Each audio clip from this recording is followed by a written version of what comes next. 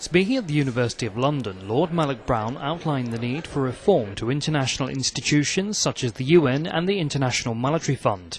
Under the title, Making the World Work Better, he outlined several key areas of international activity that needed urgent action.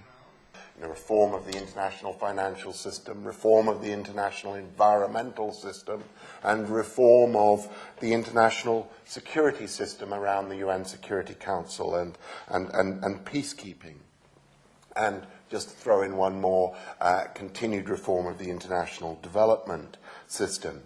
But I have to say that we sort of assumed that much of our planning would remain fairly fallow until a new president took office in the United States, because, very critically, when you look at the history of international institutional reform, it has prevailed when a strong American president has championed this along with allies in Europe and elsewhere, and has tended to go nowhere if opposed in the United States, or at least not actively supported. Lord Malloch-Brown said the current global financial crisis had speeded up the need for institutional reform. But as we look forward, increasingly there's talk of how, at the meeting this Saturday in Washington, there will be need for a global Keynesian-style boost to the global economy, that what's being talked about in Britain or in France or in China this week is not enough. This needs to be done on a global scale. There is, second, the issue of how do we handle our ambitions for a low-carbon economy to combat climate change?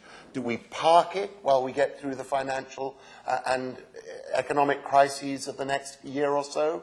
Or do we make it part of and central to the kind of ambitious public-private investment that might actually prime the pumps of the global economy? Not something we can afford to have different views about. Because if, say, Europe was to invest heavily in moving to new energy technologies while other parts of the world didn't, it would distort competition between different regions.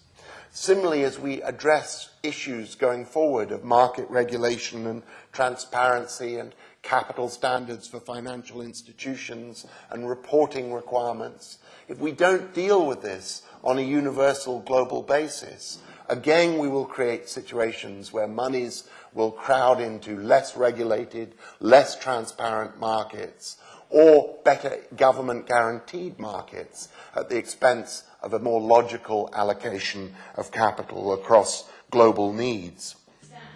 A central challenge is the need to effectively back up peacemaking diplomacy with stronger institutional action. Where we believe very, very profoundly that the haphazard growth of peacekeeping arrangements centered on the United Nations is crying out for fundamental reform, and the Congo demonstrates this clearly. The UN has grown in recent years to be the second biggest provider of soldiers internationally in the world after the United States. But of course the difference is none of those soldiers are the UN's own. They are all recapped in blue helmets, but come from national armies and come increasingly with caveats and conditions and very different levels of equipment and training, and far from the kind of unified command structures you'd want, and all subject to bargaining and horse trading in terms of their mobilization, with tremendous delays in their deployment. So you see something like the Congo, where lightly armed troops sent there for a very different mission to what they now find themselves confronted in, have increasingly got drawn into defending civilians across a country the size almost of Western Europe territorially, with actually, despite all the talk in the media about how big a force it is, a very small force for that purpose. 17,000 men, a third of the size of the international force in that postage stamp of a country, Kosovo, at its height, and operating without an effective national army to support them.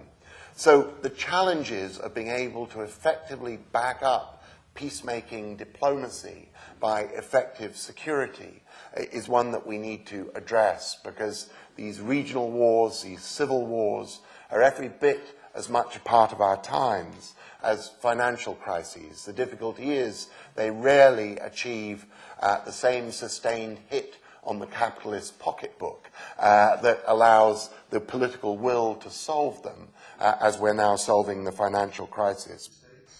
Lord Malloch-Brown's comments are seen as timely, coming just before this weekend's G20 summit in Washington, which will discuss the international financial crisis.